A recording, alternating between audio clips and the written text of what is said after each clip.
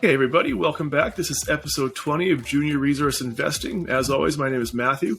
Before we get going here, I will remind you, as always, that this is nothing that you listen to here today can be construed as financial advice. I am not your financial advisor. My guests are not your financial advisors. We do not know your specific situation. Anything you hear today or things that we discuss today is for information and entertainment purposes only. The nature of some of these conversations means that there will be blue sky conversations involved. If you want full disclaimer, please check YouTube notes below. But with the attempt at legalese out of the way, I'm quite pleased to present our latest guests. I have Laurel Sayer and Jessica Largent on here today. Laurel is the CEO and president, and Jessica the CFO of Perpetua Resources. Perpetua Resources is a late-stage developer focused on the brownfield Stibnite Gold Project in the abandoned Stibnite Mining District in mining-friendly Idaho. It is home to well over 4 million ounces of recoverable gold and one of America's largest deposits of antimony, a critical resource. It trades on the TSX and on the NASDAQ under the same ticker PPTA. Laurel and Jessica, this is our first time chatting today. Welcome to you both. Thank you. Thank you. It's glad to be here. Perfect. And I'm glad that both of you have made the time to be on my show here. Laurel, why don't we start with you? Every conversation I have starts the same way, just a 30-second elevator pitch. Do you mind just kind of running through Perpetua? Why is it compelling? And to be blunt, why should investors care about your story? You bet. We plan to develop one of the largest, lowest cost open pit gold mines in the U.S. with 4.8 million ounces of proven and probable gold reserves. Will provide the only domestic mine source of a critical mineral that's essential to national defense and clean energy transition, and will restore an abandoned mining site, which we believe is the only feasible way in order to restore this area with our proposed plan.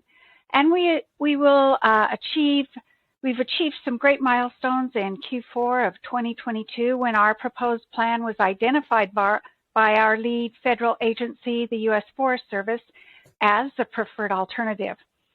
We have a clear, well-defined path forward for the remainder of the permitting process, and the Department of Defense just awarded us an agreement of up to $24.8 million to progress through this permitting process. So despite all of this, we're still significantly undervalued, and so investors really should care. No, excellent. And you've touched on a couple of very salient points that we will be getting into in greater depth as we go here. No, but perfect. Why don't we, and Laurel, I'll just let you continue just because you just have the floor.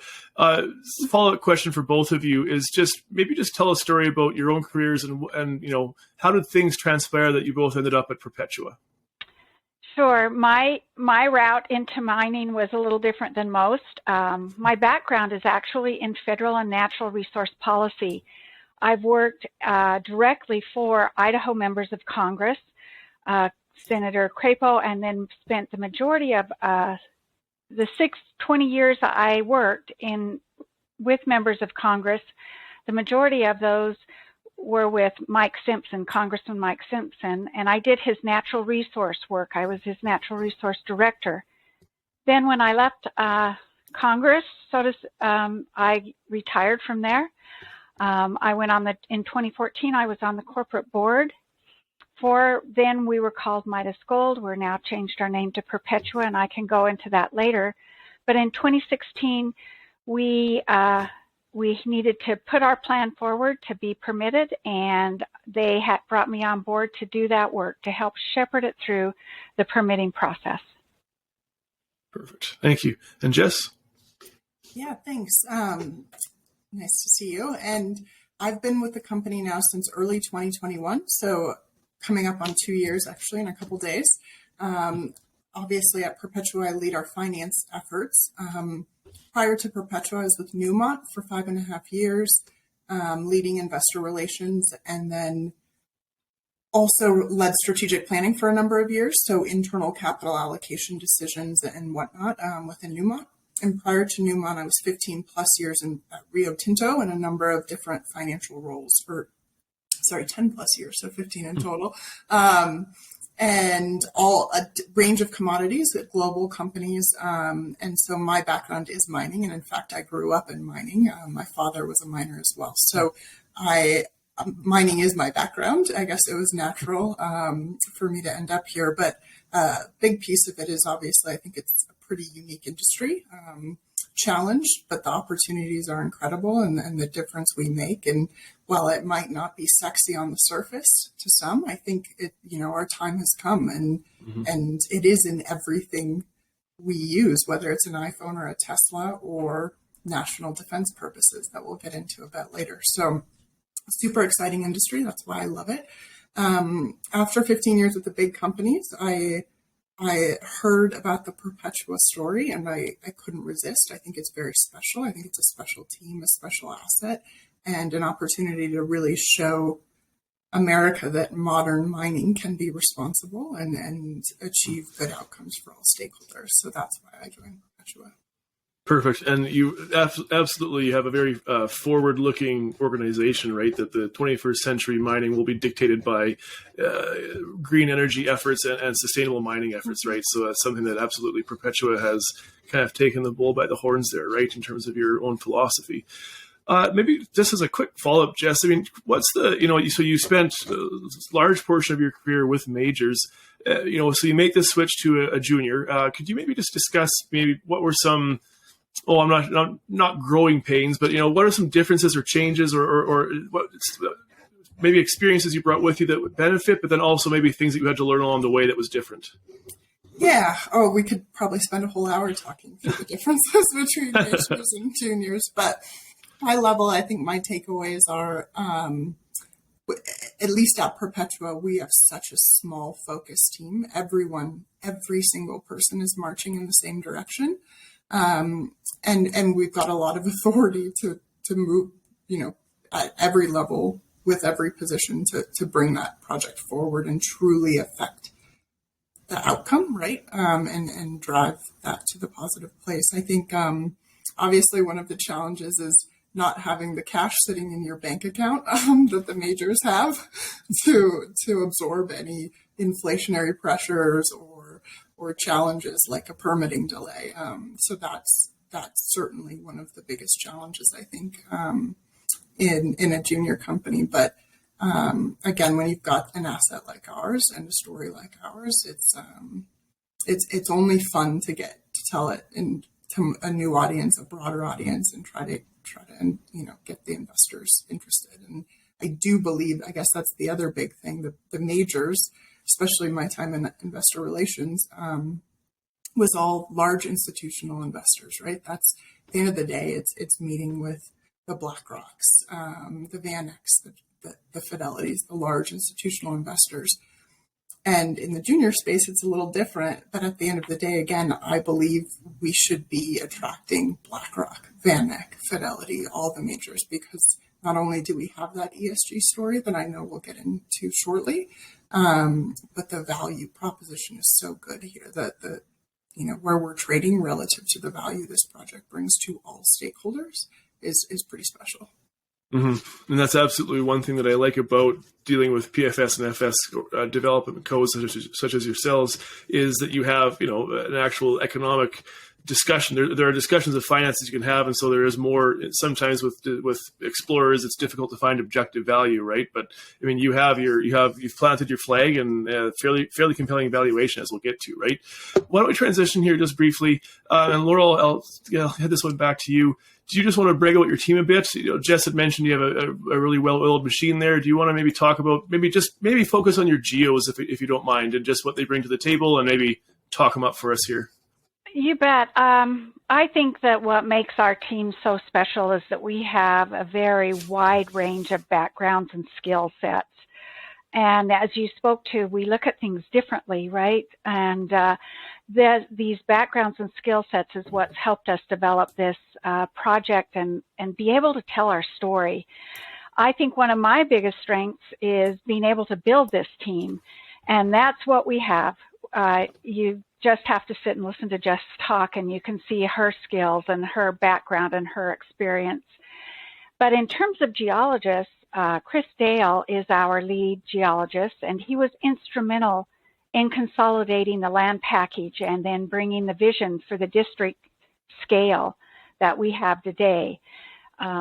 We're not currently focused on exploring right now, as we have a very large, well-defined resource that we're working to take from a vision and take that into a reality as we advance through the final stages of permitting. I'll just add on to that even our head of permitting has a geology background, and our systems architect has a geology background. So we, Laurel, giving the props to Chris Dale, absolutely. He is the lead exploration manager and responsible for where we are. But we have a number of geologists on our team more broadly as well. Perfect. And I think that's always a huge boon, is having a team full of PGOs, a bunch of nerds, right? I appreciate that. Yeah.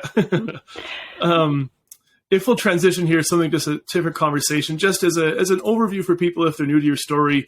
Just, this is kind of slide deck content, right? But could you just run through, I guess, Jess, if you're all right with this, just share structure? Could you break down insiders versus institution, high net worth, retail, that sort of thing?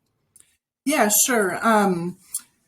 I'll talk capital structure quick. So we've got about 63 million shares outstanding today. We did have a 10-for-1 consolidation that occurred right when I joined, so early 21, to help with our capital structure and help get on the NASDAQ, which has proved to be a good strategic move for us in terms of our liquidity and access to new capital. So we have about 63 million shares outstanding. Then we've got about 2 million options, some warrants, very small warrants that expire in 3 months or so, and then some share units outstanding that are mostly owned by directors and insiders. So our fully diluted share count's about 66 million. In terms of the ownership of that share structure, you've got Paulson & Co. at about 39%. They've been supportive shareholders since 2016 and essentially increased their position since then and supported the company through financings. Our second largest shareholder is Kopernik, which is a value investor. They joined last year and they're at just over 8%. Sun Valley Gold is also at a little over 8%.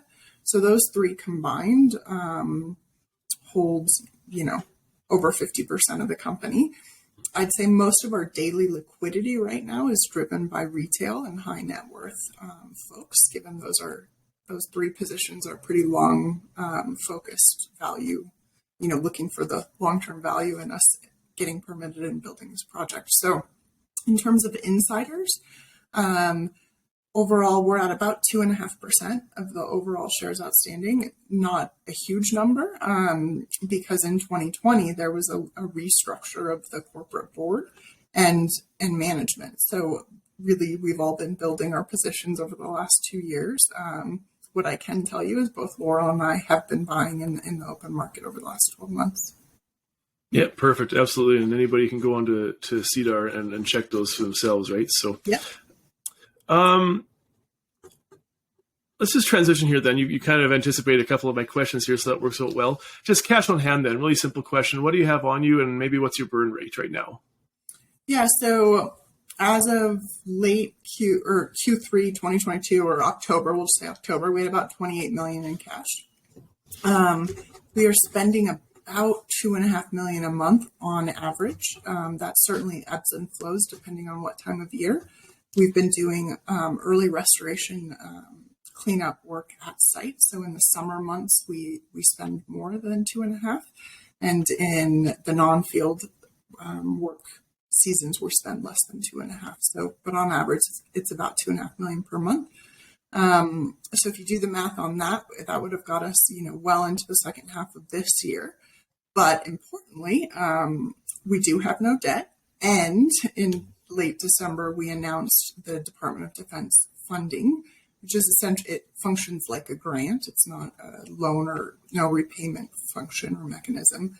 But it's essentially an agreement that we will be able to request reimbursement for certain expenses as we advance through permitting and actually pull forward some construction readiness activities. So within that funds, the funds they've set aside, they part of it is to bring forward work we would have otherwise waited until permitted to advance. So all really good news. And so really the Department of Defense funding almost doubled our cash position, if you will, and secures our ability to get through permitting and bring forward some of the dollars that are in the feasibility study as CapEx. Absolutely. And I mean, anytime you can get, especially the Department of Defense, but getting a federal agency willing to commit dollars to you, especially for a developer on the permitting side of things, that's obviously a pretty exciting moment. So, but why don't we dial that back, because we're kind of talking about the outcome now, but Stibnite, and maybe this is where an opportunity for Laurel for you to just walk us through, maybe start with the history of your land package, because of course, this is one, your story is one where the past is very directly influential on the future in terms of your company's operation. So could you just run through maybe the history of the land package, history of Stibnite project, and then just tell us how things got to where they are today, and then why that's relevant to Perpetua. Sure. So our company was founded in 2010 after consolidating all the land packages that I spoke to earlier that Chris Dale worked on. So he consolidated all the land packages in the Stibnite Historic Mining District. So there were two major periods of mineral exploration, development, operations that occurred in this district, and they left a substantial environmental impacts that remain there to this day. The first period of activity commenced in the mid-1920s. It continued into the 1950s. It involved mining for gold, silver, antimony, and tungsten, mineralized materials by both underground and then later open pit mining methods. During World War II and the Korean War, this district is estimated to have produced more than 90% of U.S. antimony and approximately 50% of U.S. tungsten. Materials that were used, they were used in munitions, in steel making, flame retardants, and then for other purposes. Mining of these strategic minerals were considered so critical to the U.S. federal government that they subsidized the mining activity. They managed the site operations, and military time could be served while the workers worked at this mining site. Then the second major activity in the district started with exploration activities in the early 1970s. And that was followed by an open pit mining and heap leaching from 1982 to 1997 with the ore provided by multiple operators from a number of locations, and they processed in one-time and seasonal on-off heap leach facilities in the Meadow Creek Valley of the area of the district. So both the East Fork of the South Fork of the Salmon River and its tributary, Meadow Creek, have been severely impacted by past mining activity. And then additional impacts related to extensive forest fires, the failure of an earthen dam on Blowout Creek, a tributary of Meadow Creek, they've compounded the mining-related impacts, and they've increased the soil erosion and impacted water quality. So after 6 years of environmental study and feedback gathering, we submitted our original plan of restoration and operations to the Forest Service for review in 2016. While other companies are only focused on a plan of operations, we focused on operations and restorations as part of the permitting process from the very beginning. And the environmental standards back then, they were not what they are today. And as a result, this area is designated as a brownfield site under CERCLA today. So fortunately, Perpetua saw the opportunities where others only saw challenges. And we submitted this plan and provide a cleanup that will make it better than what it is today. And that's a question I might just jump forward here a couple of questions and ask this as a follow-up, Laurel, because you obviously do have quite the bona fides when it comes to the work that you're doing. And so I guess this might be a two-part thing where I'll ask you to maybe just briefly discuss, what are you doing on the ground, the $2.5 million a month burn rate, what is that being spent on? But then also kind of the question I have Is this a matter of Idaho's kind of having a very strict environmental standards, or is this something that Perpetua is more voluntarily kind of exceeding the standards to ensure that you're positioning yourselves properly for the next 0 to 10 years, 15 years as a potential mine? Sure.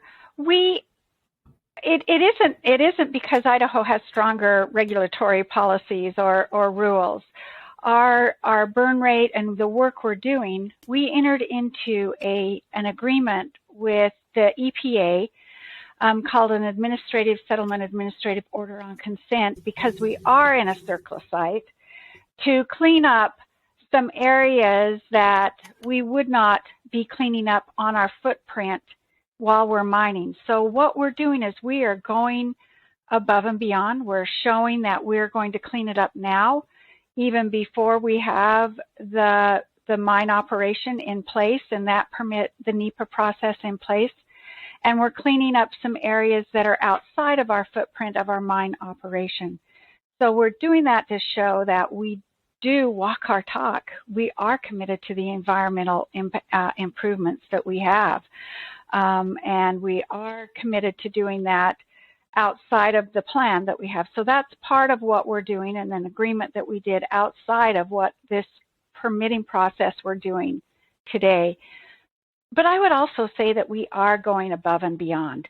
Their mining projects don't do restoration usually within their mine plan and have it be permitted with the mine plan. And we have committed to that, and it will be required of us once we're in operation to continue on doing these improvements we have to the environment of the district, of the Stibnite District. So I don't know if that answered the question. I can go into great detail about how our plan has improved over the years of the NEPA process, the National Environmental Policy Act, and how we are committed to doing more than what is required under regulatory process. We listen to our opposition. We listen to tribes. We implement their comments into our plan. And we have always, as a company, been committed to do that. And I think that's one of the things that makes the plan better and has been able to help us maintain the support that we have today. Perfect. No, I won't book you for 4 hours here and make you go into detail. We'll call it there, but no, thank you very much. And you referenced something. You just did have a public consultation, correct? I think. Can you just maybe briefly describe what happened there and the preliminary results so far? Yes. So we just had a comment period end in January. It was a 75-day comment period on our supplemental draft EIS. There were over 19,000 comments submitted, and the majority of those were in favor of our project. So it was a good, there were a couple of things to pull away from this, I would think, for investors. One, the strength we have in positive comments and feedback, and the fact that this was a comment period regulated by the NEPA process with the Forest Service, and it did not have an extension on it. It was slated for 75 days, and the regulators kept it at 75 days. So that's very important. I think those two things were a big highlight. And then one more, they did identify our mine plan as the preferred alternative. That's a major milestone to the project, that the Forest Service did identify our preferred alternative as the major as the preferred alternative. Mm-hmm.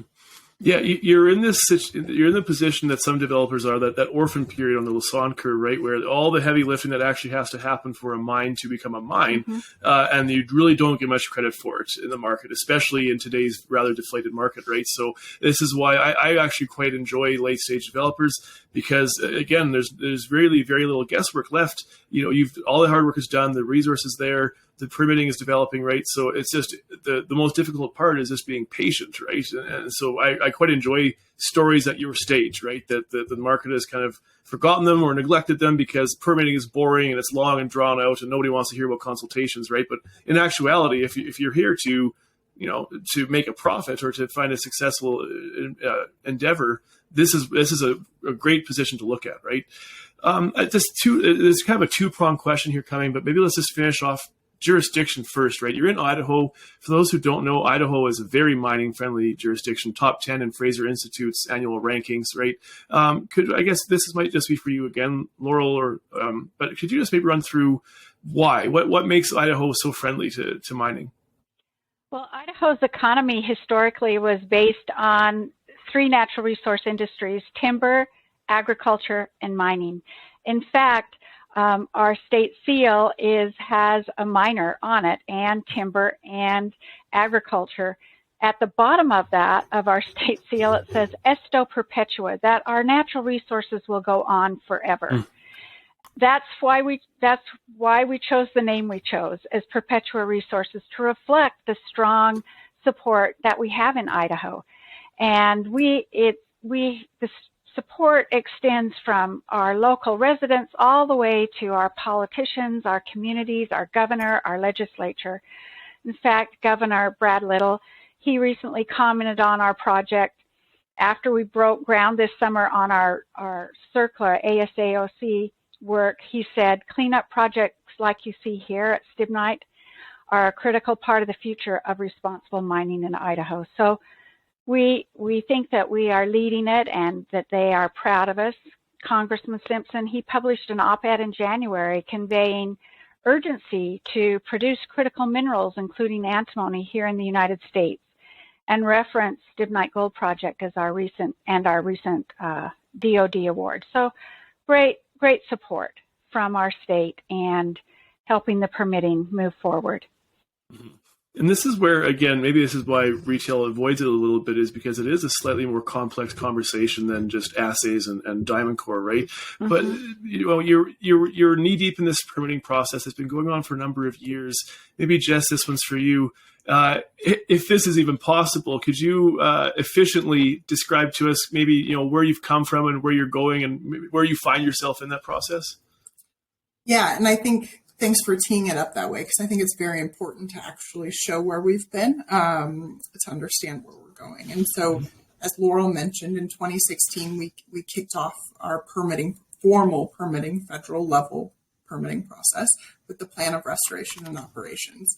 So we're now 6 years into that regulatory review process, and absolutely on the downhill side.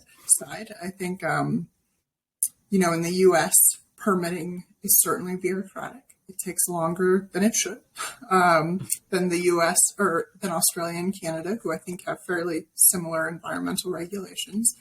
But now that we are 6 years in, we can very confidently say our project is better, and we've got this defined path forward, and we've built the support of, almost 16,000 of those comments were positive.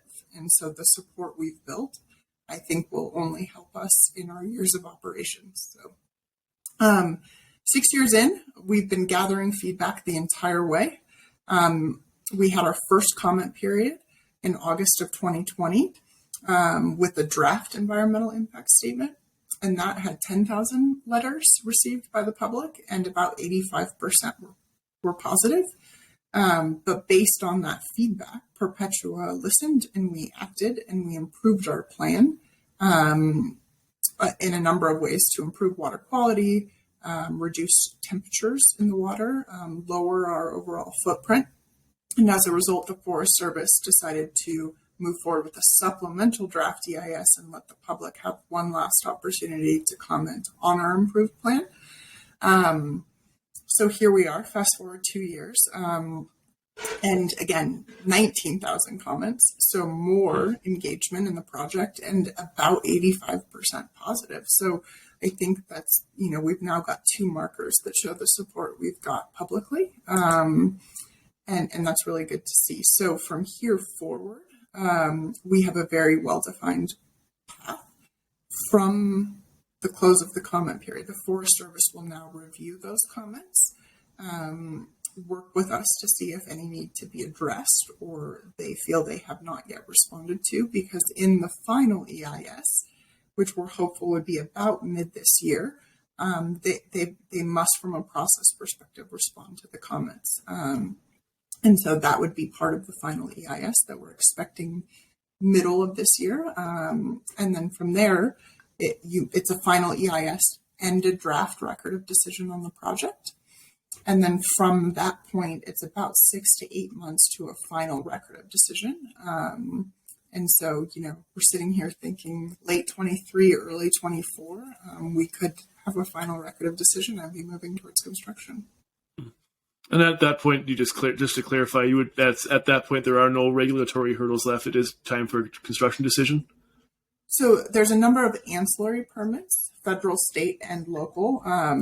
The NEPA process at the federal level, getting that record of decision is the big one. But we've been advancing all those ancillary permits alongside. We think that's the most efficient way, because as you update a proposed plan with NEPA, then you can keep the ancillary permit information updated along the way and keep all the cooperating agencies up to speed. So we've been progressing this. We actually got our very first major permit last year, actually, the Clean Air Act to construct. And so we're slowly starting to see some of those come to fruition, but a lot of them are dependent on that federal record of decision. So a lot of it's process up until the federal permit, and then it's signing the dotted line sort of thing. But we are advancing all of those as we go. Perfect. So why don't we? This is maybe the opportunity that, again, when for developers, it's that the growth through permitting and the establishing of government support through various agencies, however you can, and this is where your story comes in and becomes more and more compelling. But I mean, you both have referenced it a couple of times, and maybe I'll give this back to you, Laurel. But so you have U.S. Forest Service, that Perpetua's proposed plan is a preferred alternative in the supplemental EIS. You've got record decision, you've got DoD funding. You've got the Army Corps of Engineers, all who are giving these rubber stamps, right? Maybe could you just give us a recap of all this kind of very exciting and compelling and confirming news, right? De-risking news for the market, which again, part of my narrative for your company is that you're just not really getting that credit for an awful lot of work that's been going on behind the scenes, right? So yeah, I guess, Laurel, do you mind just running through, this is your opportunity to brag a bit, right? I mean, what have you done? What are your successes lately that you can highlight for us in terms of getting this long and arduous permitting process kind of accomplished successfully?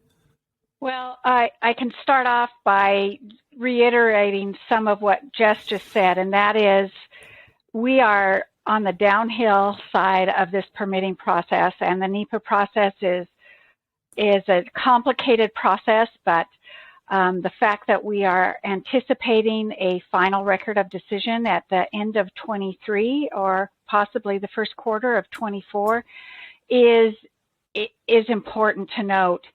And I think that our recent Department of Defense interest in our project with the need for antimony and for national security is also a significant milestone advancement that I think is very important for others to look at.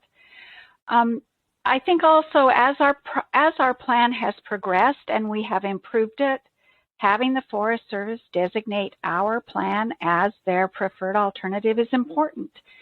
That's important that they just are working through the final rigors of the permitting process. But some other things that we have done and that I like to brag about a lot is that our team is made up primarily of Idahoans.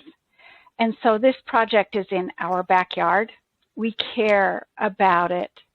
We go to the grocery store, we go to the ski hill, and people know who we are, and they ask us about it. And so it's important for us to maintain a positive and a strong stakeholder presence with our stakeholders and our communities. And I think that that's important to note, that we are committed to maintaining and sustaining all of the work we do. We also have some important ESG principles that we can highlight as well that are foundational to our business plan. So not only are we restoring this abandoned mining brownfield site, we will make the water better, we will improve the conditions for fish and critters, while we're in operation, not at the end of the project, but we do it while we're in operation. All of those things are important, but we also have we have been able to work with our communities. We've created a community feedback system with our local communities called the Stibnite Advisory Council. We meet monthly with our local communities to get their feedback. We created a foundation that once the mine is in operation, that will provide an opportunity for the communities to use this foundation to help with their work to supplement granting and opportunities there. But the other really great part about our project is that our antimony will be used for clean energy. And we signed a strategic agreement to supply a portion of our antimony production to support the commercialization of Ambree's, a company based out of Boston, antimony-based, low-cost liquid metal battery for the long duration of daily cycling energy storage. So what that means is that that will store energy for the grid, for wind and solar. And that's the big gap with clean energy today, is there's not a way to keep that sustaining. And so our project, it will provide Ambree with antimony from the only responsible domestically mined source of that critical mineral in the U.S. Our current minimum supply commitment can power over 13 gigawatt hours of energy storage. And to put that in perspective, that's about 8 times the total additions to the U.S. energy storage markets in 2020. This amount of storage is enough to power approximately 1 million American homes with solar power for 20-plus year lifespan of the batteries.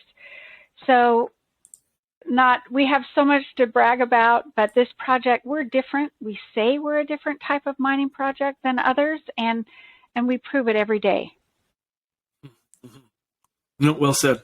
I think that you kind of touched on a couple of reasons why I also find your project compelling, is that you capture a couple of macro tailwinds, right? On the one hand, as we mentioned prior, is that you are 21st century mining, right? And I find it quite interesting, almost very appropriate that, Stibnite is a very brown field, right? Where the earth was left in quite a dismal state from past mining practices where environmental restoration and environmental care and maintenance is not at all a priority, right? And so then you have this opportunity for a company to come in and with very forward-looking processes and philosophies correct past mining. But then you also have this critical mineral thing, right? And I think that's a huge, if people, obviously if you're listening to this, you're some degree of a resource bull, right? But that I think we are absolutely sleeping on how much is needed right away here from a wide variety. It's not just nickel, not just copper, but even antimony. And maybe I'll use this as an opportunity to segue into the discussion of antimony. I'm not sure which of you, you're probably both more than comfortable to discuss it, but maybe could you just run through for my listeners, antimony, what is it, who produces it, present and future demands, and that just maybe a brief overview for us? Absolutely. It is one of the 50 critical minerals in the U.S. So the U.S. has a critical minerals list. It's one of the 50. It's also on the critical mineral list of Europe, Japan, Australia, a number of Western worlds. And the reason for that is China, Russia, and Tajikistan dominate the world supply with about 90%. There's a little bit of recycling, but not near enough to supply the U.S. needs for the range of things it's in. So it's in everything from munitions, which we've touched on, and if you want me to dive into the DoD funding a bit, I can, to clean energy, the batteries Laurel just spoke of, to old lead acid batteries. It's a flame retardant. So when you see the planes putting out fires with red stuff in the air, that's antimony. It's in semiconductors. It's in solar panels, wind turbines. It's literally like a mineral no one's heard of, and it's in everything because it's got very unique characteristics that can sort of morph into whatever's needed. So, but again, China and Russia control the market. And so it's been on the critical minerals list for a while. We have not only the largest untapped economic known reserve in the US, but in the world. So our antimony, when you look at our overall economics of our project, it's only 5% of our total life of mine revenue. But we alone, because the antimony resource is so large, could supply 35% of U.S. annual demand across all of those end uses, on average for like the first 6 years of mining. So it would be a game changer in the supply demand fundamentals of the antimony market. So again, China, Russia, Tajikistan, major producers or suppliers. We hit on demand. I'm trying to think what else was in your question. So I think you've covered it fairly well. This may be the $1 million question that I usually try to find this myself, but compound annual growth rate, do either of you have a notion of anticipated growth? Putting you on the spot here. Yeah, no, it's a good question. Antimony is a bit of an opaque market, given China and Russia control the majority of it. What I can tell you is you can look up antimony prices even on Bloomberg. And if you look at historically, it's sort of been in the $2.50 to $4 mark for a number of years going back a decade or so. But recently, given China and Russia's dominance and whether you want to call it market manipulation or whatever your view is, supply's been shut down around the world, so they are the only producers, and the antimony price has been in the $6 to $7 range for, I think, 18 months now. It actually hit a high of $7 per pound, so it's more expensive than copper at the moment. And our feasibility study assumed a $3.50 per pound antimony price. So fairly conservative. And when you look at it as a byproduct to the gold, because it is a small percent of our overall revenue, again, the whole de-risking and undervalued theme that's happening here, understand we're in a CapEx inflationary environment, but our antimony is a $70 per ounce byproduct credit to gold costs, and that's at $3.50 a pound, and antimony is currently at $7 a pound. And so when I just walked through all the demand uses, and we know mine supply is coming off. And if the Ambri battery is successful in commercializing, they have two things in their battery, calcium and antimony. So they're going to be in a new large demand going forward. And so I'm quite bullish on antimony prices in the future. Mm-hmm. Just another example, yes, of a chronic resource shortage that's been bolstered or heightened by global tensions, right? And this kind of globalization that we've seen since the 90s. Now we start the rearing of the ugly head of deglobalization or regionalization, right? And so that becomes a critical story for critical minerals, right? And it's kind of funny, Laurel, you mentioned previously how during World War II, a Korean War, that the U.S. government was subsidizing antimony production. Well, I mean, here we are, 70 years later, and you have $28 million up to Department of Defense coming towards antimony in the exact same space, right? So it's what's old is new, right? There's nothing new under the sun, right? Yeah. Right. It's not lost on any of us. Yeah. Well, let's transition here and actually talk about the resource a bit itself. I'm going to sidestep. I have some questions I usually ask around exploration. Not an exploration story. Maybe the one question I will ask around exploration is that obviously at the feasibility study stage, you've planted your flag. This is your resource.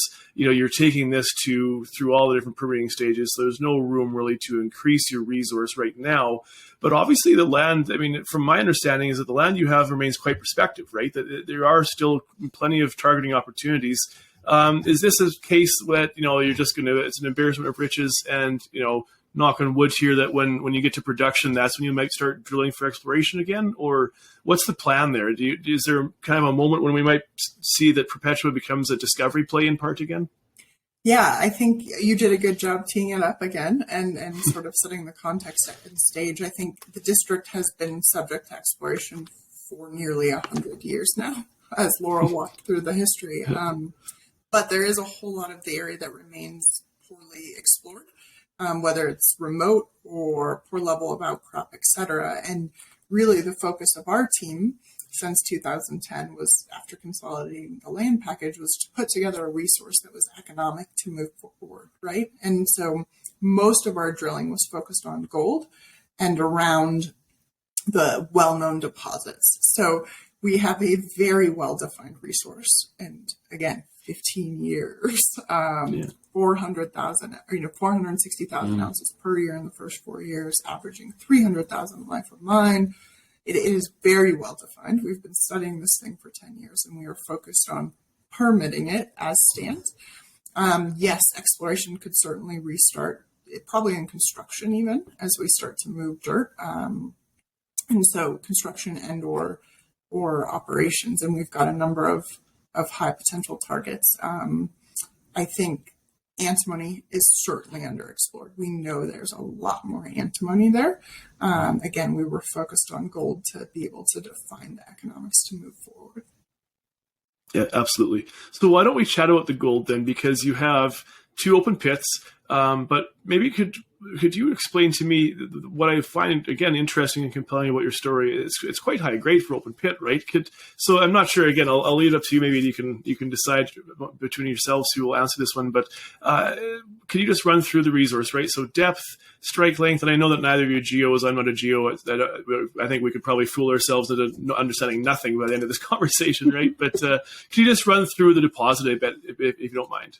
Just the composition of it. We actually have 3 deposits, so 3 open pits. Pardon me. We've got the Yellow Pine, the Hanger Flats, and the West End deposits. In terms, again, big picture, 4.8 million ounces of proven and probable reserve, 6 million ounces measured and indicated, and another 1.2 of inferred.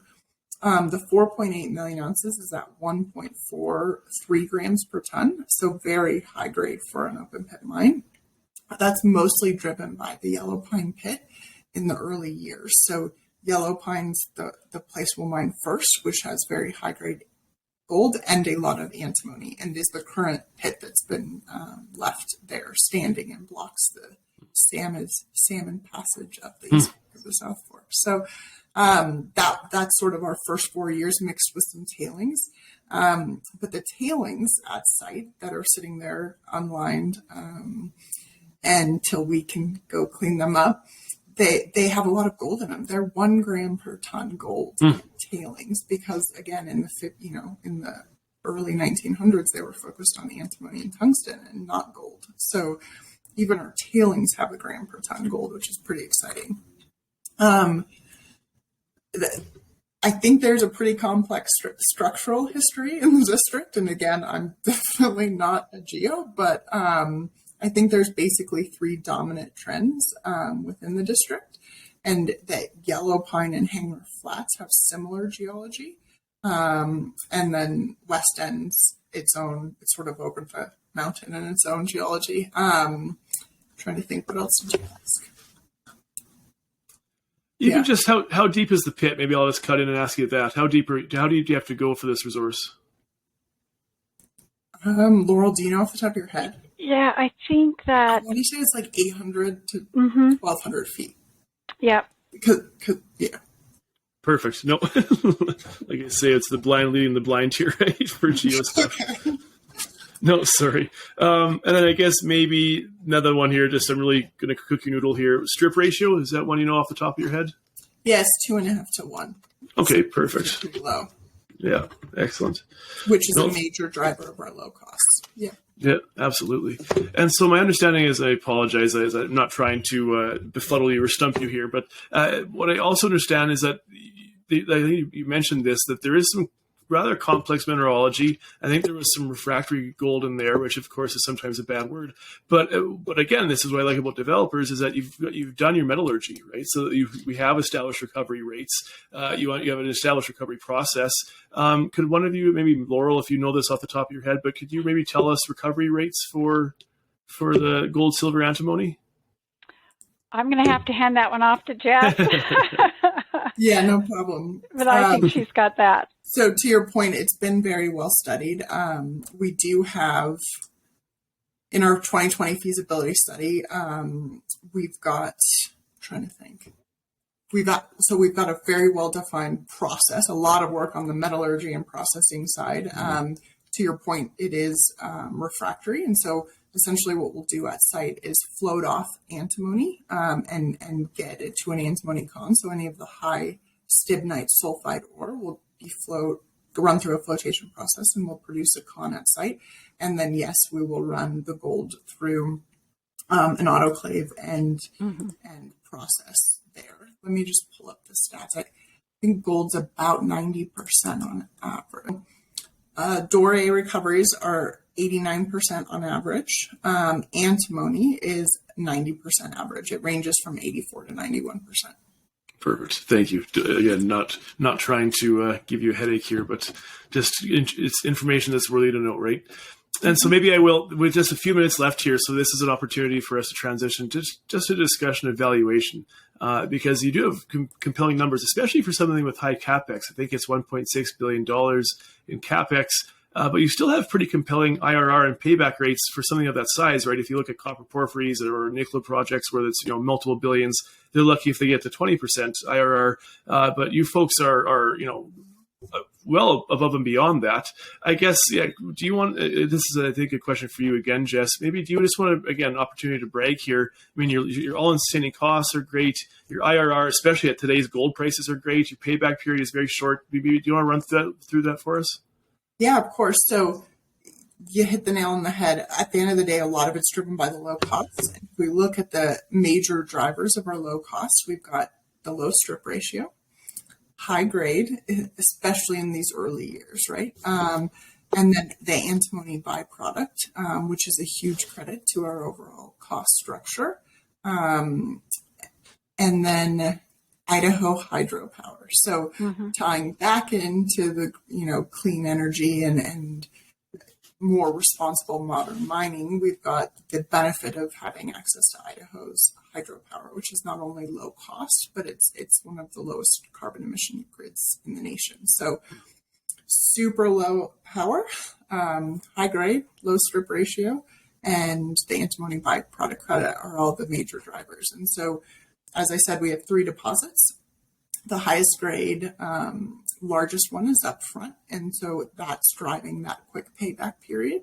So in the first 4 to 6 years when we're in the yellow pine pit, our cash flow is pretty substantial, and that drives the quick payback period.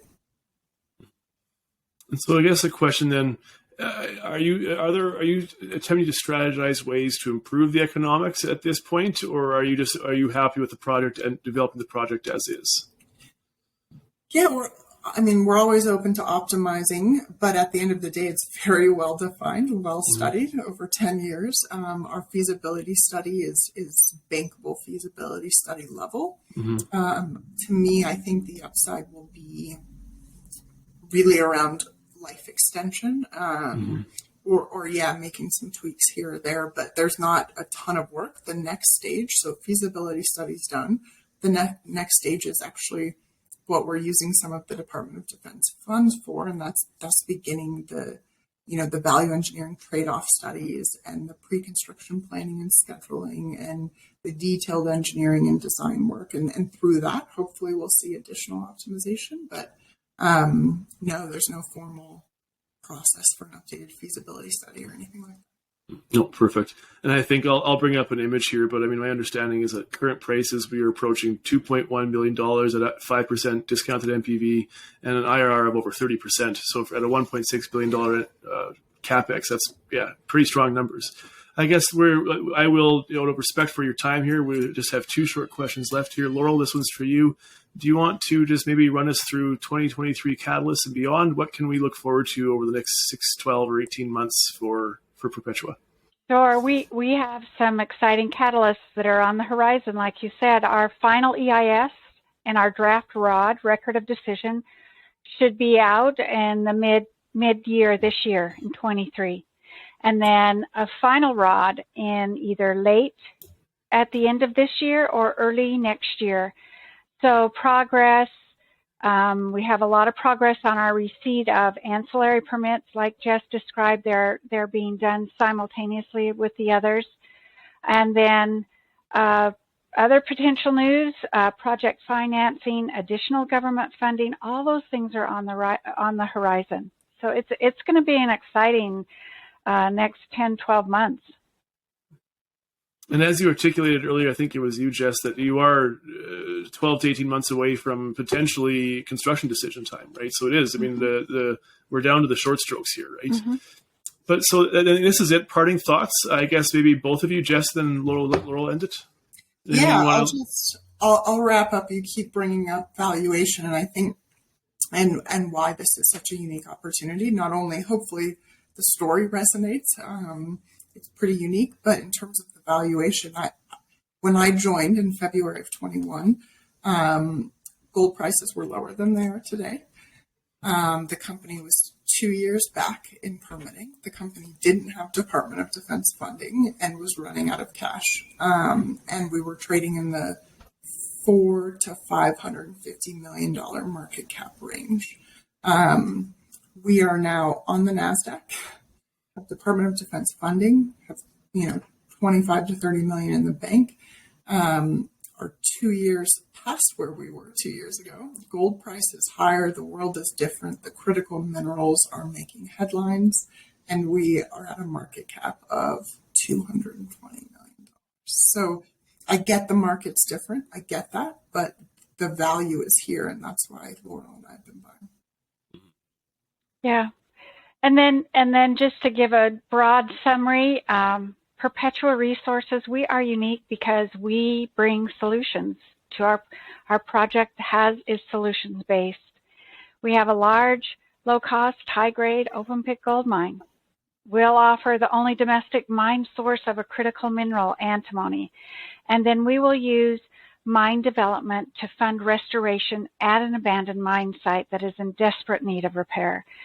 So it's not only is our opportunity unique, but it is the right time, as Jess just described. Our company trading is at a significant discount to our project's value, and as we continue to hit these next permitting milestones, we expect our valuation to significantly improve, and that will create value for our shareholders. Yeah, an excellent combination of sustainability and valuation, absolutely. If that's it from you two, I thank you both very much. It's been an informative conversation. Thank you for listening. If you want more information, please head over to perpetuaresources.com. They have a very strong website, lots of great information. And you can find me under the name Junior Resource Investing on your favorite podcast hosting mechanism. Laurel and Jess, thank you for your time. I appreciate it. Thank you. Thank you. Have a good day.